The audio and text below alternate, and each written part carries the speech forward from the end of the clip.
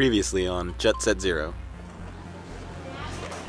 Cheers, Dan. I miss you. It's been a wild and crazy time, but I've started to realize some things about the project that didn't seem to be going the way I thought they would. Dan's just like a brother, right? And now we're going to not have him along. When someone goes through something this traumatic, it affects us all very deeply. Matt is sacrificing just about every comfort that a human being can have. In Tokyo, so much of our social reach was limited by our finances. And I think it'll be a different situation here. And that's something that I'm really excited about.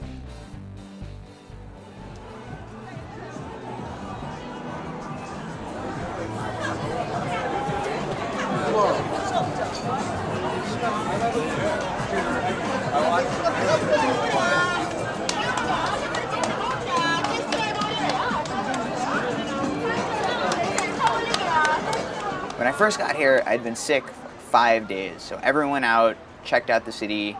I was in bed with this awful, awful cold. You know, I was on the heels of sleeping 4 hours a night in internet cafes for a couple weeks. So my immune system was dragging itself through a bloody battlefield, and it collapsed when we got to Seoul. So the weekend rolled around. I hadn't really seen anywhere in the city. So Rob and I decided, let's go check out another district. We'll just have a quiet beer. It's a Saturday night. So we went to a district called Hyehwa. Matt didn't really feel like it. He was kind of tired. He thought he'd stay in that night, and I kept egging him on. And I'm like, just come out. We'll have 1 or 2 beers. It'll be okay. And finally, I convinced him, and we went to a little bar in the basement. This is kind of a cool place. What we see to the table on the right, it looks like someone has a bowl of makgeolli, which is like the fermented rice drink. So we decided, makgeolli, and they pointed at the small one, or the medium one, which I guess the table on the right had, or the large one. And we're like, sure, makgeolli, that's strong, let's do it. So he brings out a bowl. I swear, God, it was like a punch bowl full of makgeolli. I don't know if we're gonna be able to drink all this, man. Yeah, all we wanted was a beer, man. Cheers, buddy. Cheers, man. To Seoul. It's good to be in Seoul. This stuff isn't very strong. It just tastes like rice water. As we found out later, makgeolli is a little stronger than we thought. I think we were thinking like 2%. You know, I thought it was weaker than beer. Turns out it's a little closer to wine, 8%.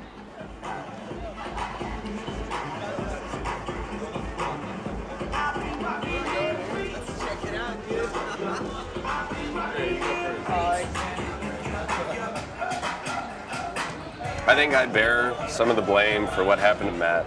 Coaxing him out for drinks ended up affecting his entire life.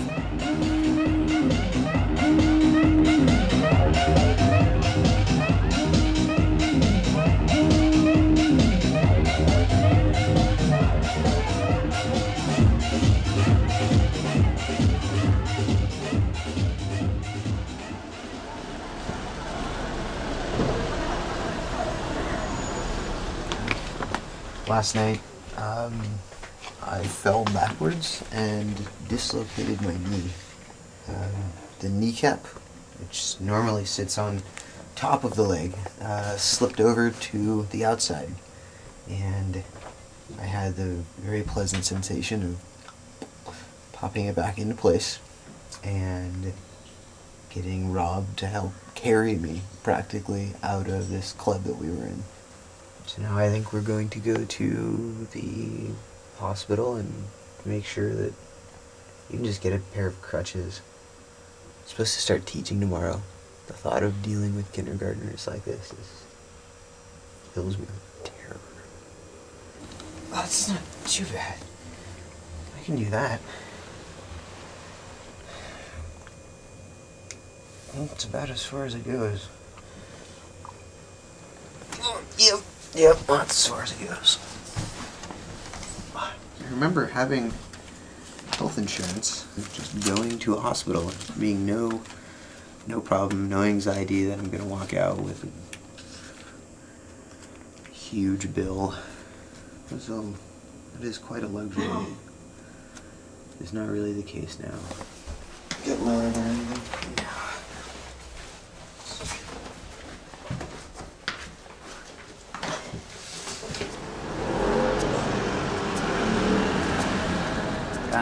It's really funny because the hospital is literally like 200 yards from our the hostel. I can't walk 200 yards.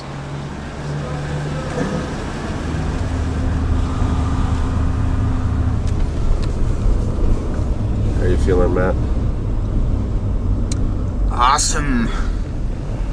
This is a disaster.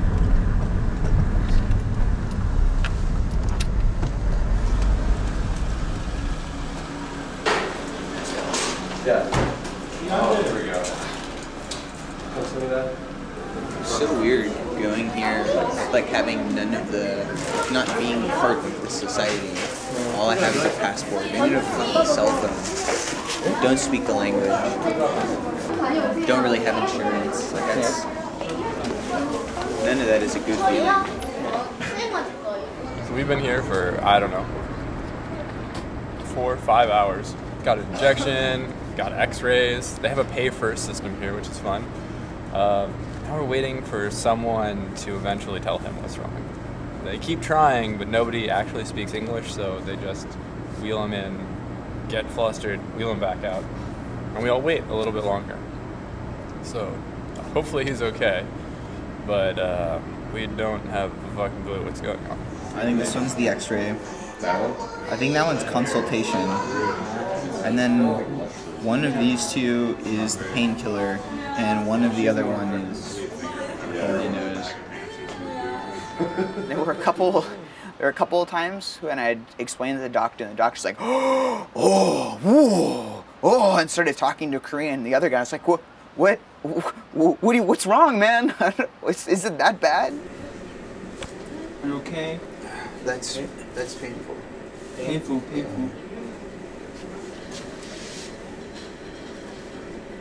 Okay. That's painful. Very painful. Finally, there was a doctor who came in who sort of spoke English. You know, everyone knows medical English. Explain, like, we need to aspirate your knee. Maybe blood inside. Like, oh, okay. Does that mean your needle in the knee? It's like, yes. Jesus Christ. Okay. God. Damn it. 양약으로 받아가실 거거든요. 6시간마다 오는 중인데 이 선관님 보고서는 약 받아서 퇴원하실 거니까 좀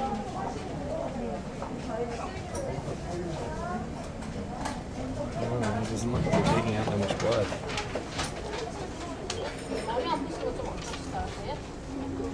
It's so hard to watch. Just have his needles so far in his kneecap. Just moving it around.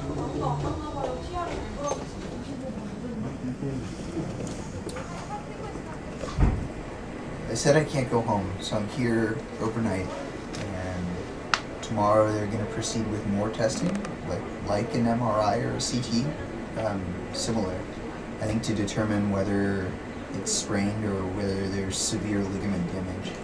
If there's severe ligament damage, their really heavy recommendation is surgery. Dude told me that you'll need to make a decision whether you want to do surgery here in your home country. Like, this is so far over my head, man. I did not think it was going to be like this at all.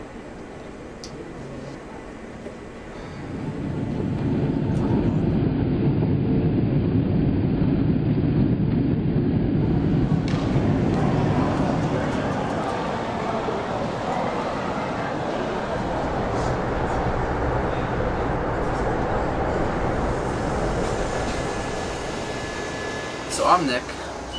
I don't know where to start on this one.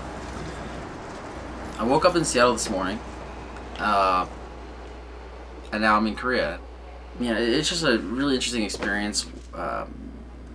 Going to sleep one night where I had an apartment, and the next night I am in a closet in Seoul. You know, joining JetSetZero was one of those things where I didn't know what to expect. I'd never met these guys in person before, and all I had to go on was what I saw in the videos. There's no way you can talk to someone on the phone enough or send enough emails to understand if you can live one of the most intense, stressful lifestyles on the planet with them day after day, month after month. My closet used to be bigger than this. Hey, how's it going?